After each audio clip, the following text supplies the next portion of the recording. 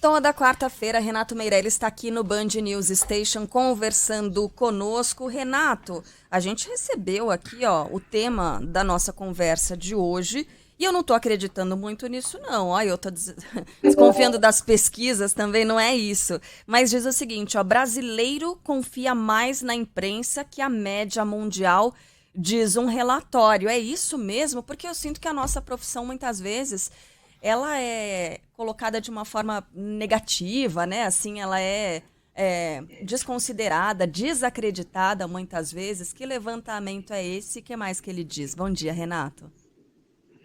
Bom dia, Carla. Bom dia, Bom Ivan. dia. Bom dia aos ouvintes da Band News. Bom, primeiro vamos entender um conceito de média. Né, Carla? Vamos lá. Se nós temos dois cachorros quentes, eu como dois e você come nada, na média cada um comeu um. Mas na prática eu continuo engordando e você continua esbelta. Entendeu a diferença da média? O fato do Brasil aí ter um posicionamento acima da média, né, para o ouvinte da Band News entender, a gente tem no Brasil 48% que confia na imprensa contra uma média mundial de 42%, não quer dizer muita coisa. Já que nós temos países, por exemplo, onde o negacionismo da vacina é maior do que é o do Brasil. Só para dar um exemplo do porquê que nós não estamos assim nem tão bom, nem tão ruim quanto a gente parece. Esse é um ranking desenvolvido pela Reuters, né? O Instituto da Reuters que de tempos em tempos tenta produzir uma visão geral de como está a confiança aí nos veículos oficiais de notícias, do jornalismo profissional. Esse levantamento, Carla, ele mostra que as coisas têm piorado aos últimos anos, né? Quando a gente vai olhar para o mundo, por exemplo, o índice de confiança aí no jornalismo oficial caiu de 2017 até esse ano de 63% para 51%. O Brasil, lá em 2015, era 82% o número de brasileiros que confiavam no jornalismo profissional. Né? Desculpa, isso eu estou falando sobre interesse de notícias pelo mundo. O interesse de notícias caiu para 57%. Sabe por que isso acontece? Acontece porque a internet, os meios sociais, o telefone virando o principal canal de acesso à internet, então as pessoas ficam cada vez mais conectadas, elas ficam recebendo informação. Né? Tem até um conceito que alguns cientistas usam que chama infoxicação. O que é isso? A pessoa acaba ficando intoxicada de tantas as informações que tem. E com isso, esse interesse por buscar um tipo de notícia um pouco mais profunda e um pouco mais apurada acaba caindo ao longo dos anos. Bom, eu tenho uma visão um pouco diferente da cara. Claro que quando você vê uma pesquisa assim, né, Nato, a gente está falando de uma visão mais macro, e aqui, no nosso contato com o ouvinte diariamente, é uma versão bem micro, né? Não, inclusive da própria audiência da rádio, né? Quando a gente tem esse contato aqui no WhatsApp. Mas o que eu noto muito é de pessoas que procuram a Band News FM para saber se aquilo ali é verdade, se o que eu recebi. Vocês viram isso aqui? Vocês chegaram a dar uma olhada nisso? Isso aqui é verdadeiro? Muita gente nesse sentido. E às vezes, por mais que só estejam compartilhando, quando você responde, hoje mesmo aconteceu isso.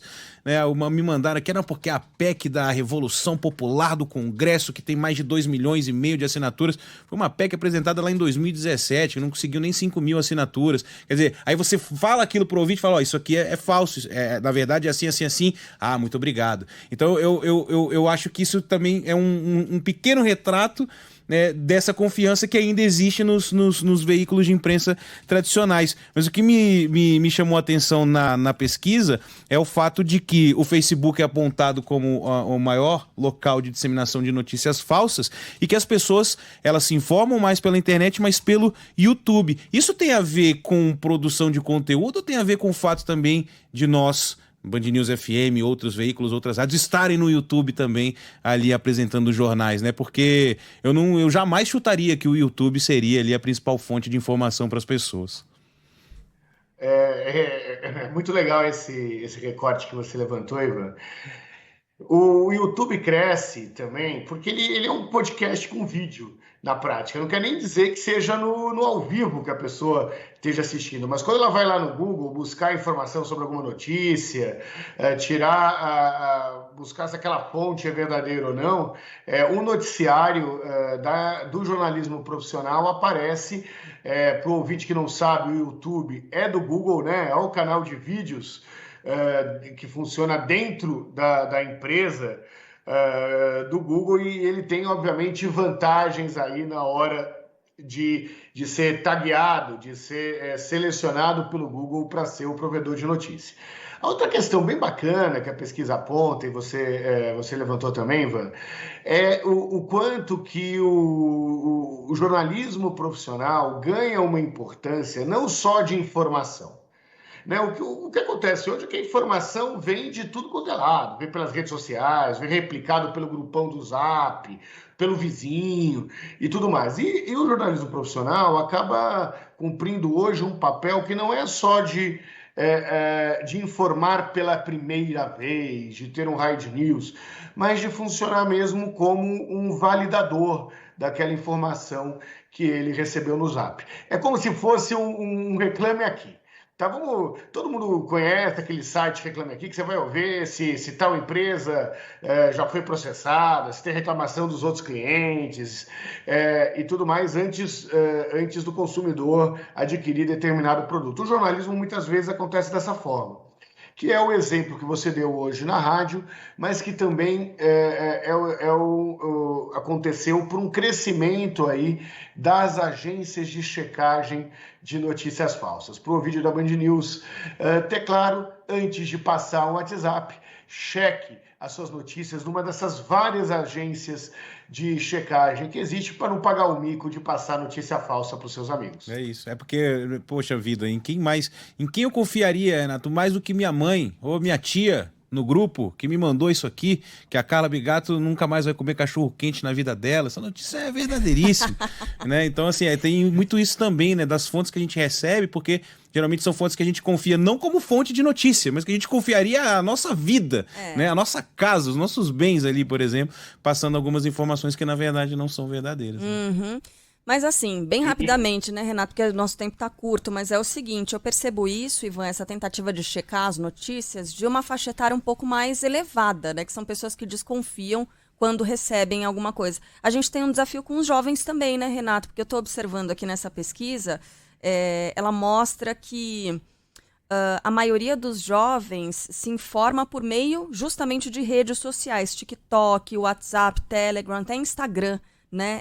Rede social se tornou uma das principais fontes de notícia para essa faixa etária. Os jovens, eles são muito mais conectados, passam muito mais tempo na internet do que a população mais velha.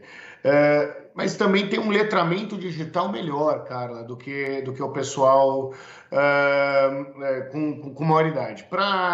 Rapidamente, para a gente concluir, é verdade que os mais velhos são mais desconfiados, mas também é verdade que os mais velhos têm mais dificuldade de repassar essas notícias para as agências de checagem. Em ano eleitoral, o ano mais importante do que nunca, para que as pessoas não acreditem em tudo que recebem pela listona do WhatsApp, por mais que você confie na pessoa que está te mandando, a pergunta que você tem que fazer é: você confia que aquela pessoa checou a notícia antes de te repassar? Se você não confiar, dá uma gugada, leva para uma agência de notícia e pare por aí essa disseminação de fake news que só tende a crescer durante as eleições. Prazer estar aqui com vocês. A Carla perguntou aqui se eu queria mais alguma coisa. Próxima vez traz 3 cachorro-quentes, tá, Renato? É bom, é uma boa, gostei. Aí todo mundo come sim.